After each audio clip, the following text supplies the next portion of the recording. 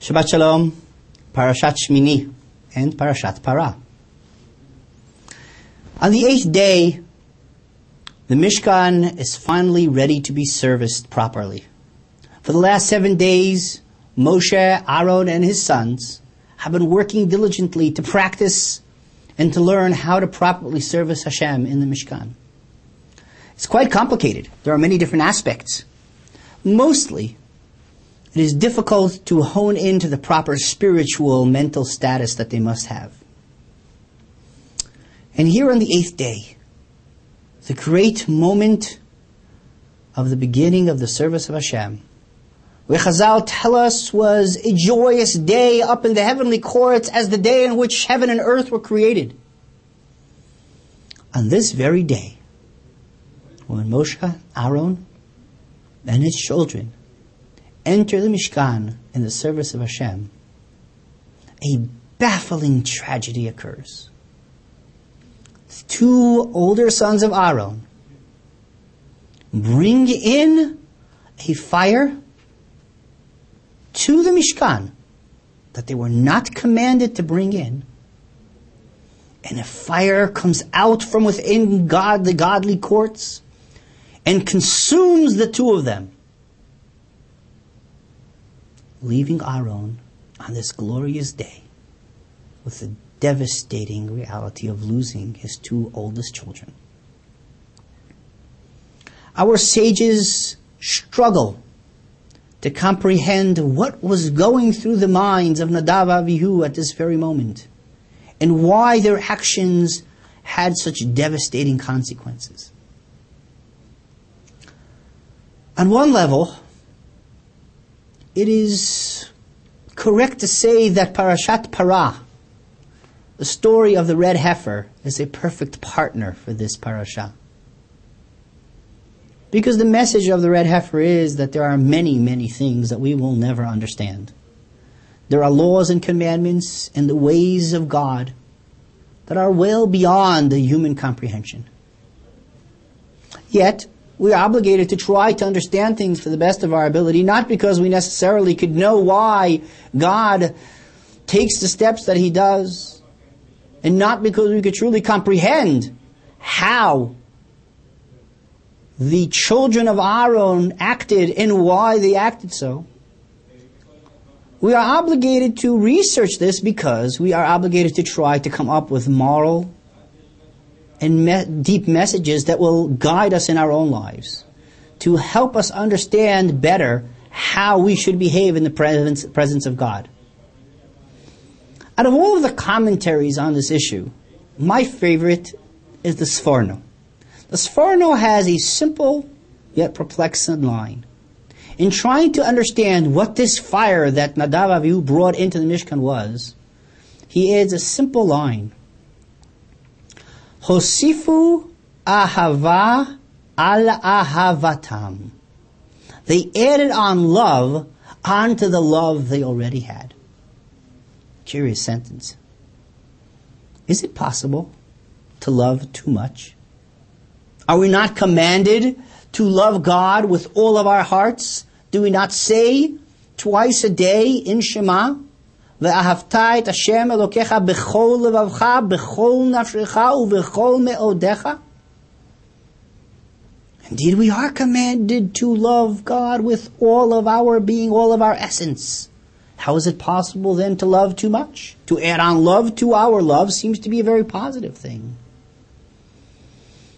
Well, in fact, if we look at the results of their actions, we would have a difficult time understanding that what they did was an act of wickedness or evilness, and that their punishment was a regular punishment. Because in fact, we see that the fire from Hashem came out and consumed them, but their bodies stayed completely intact.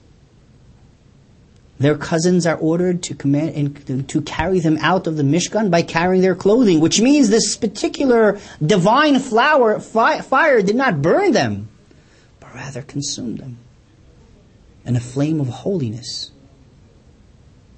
I believe the message of the Sforno is that within the servitude of Hashem, one must understand that it is not for us to choose how to service Hashem. In a modern application, this is a common question that is asked by most teenagers. Why do I need a sitter to tell me how to daven to God? Why can't I simply use my own words? I often tell my students, what do you mean? Of course you can use your own words. You're supposed to use your own words. Daven to Hashem from your heart as much as you can. That does not absolve you from the proper approach of Hashem within the framework that our sages have taught us. Because you don't know how to talk to God in a proper way. You don't have the proper depth and training to understand how we're supposed to speak to God. What offerings we must offer. The children of Aaron desired to express their love to Hashem in their own way. But they crossed a very, very important boundary. In the moment of passion, of excitement, of devotion, they allowed this passion and devotion to overtake them. And they approached God with their own offering that was not commanded by God. And as positive their intentions may have been, they crossed a very, very important boundary. We spoke about this during the parashiyot of the construction of the Mishkan, and I would like to re-emphasize to you. The entire construction of the Mishkan, all of the different tools and the services, are there to indicate to us over and over again. Understand the boundaries between humanity and divinity. The Kohen Gadol was commanded every single day to approach the menorah and rekindle the flame. He is not to light the flame because the flame never goes out. The flame that was in the Ner HaMaravi was an eternal flame because it was a divine, godly flame that did not need to consume anything. It did not burn a thing. It was a powerful, everlasting flame. If that's the case, why did the Kohen have to bring a flame up to the menorah? Because God is sending us a message. Your job is to do your best effort in the service of me. Exactly the way I guided you and told you. But never forget, not even for a small fraction, that you are a mere minor image of the great power of God. And that the flame of God does not require any external burning material. It is eternal and it is everlasting. And man needs to know the boundaries in his service of Hashem. In the same way that the Kohanim needed to bring wood to the Mizbeach, that once again was fueled by an everlasting burning flame that God had placed there. The divine presence of Hashem in the Mishkan put upon us a great responsibility. God allowed us to approach so close to the spiritual world. But yet as physical beings we need to know where those boundaries end. In our daily lives, we express our love to God in many different ways. We try to find passion and devotion in the service of Hashem, in the keeping of the mitzvot. But the Torah clearly tells us, do not add and do not detract from what I tell you.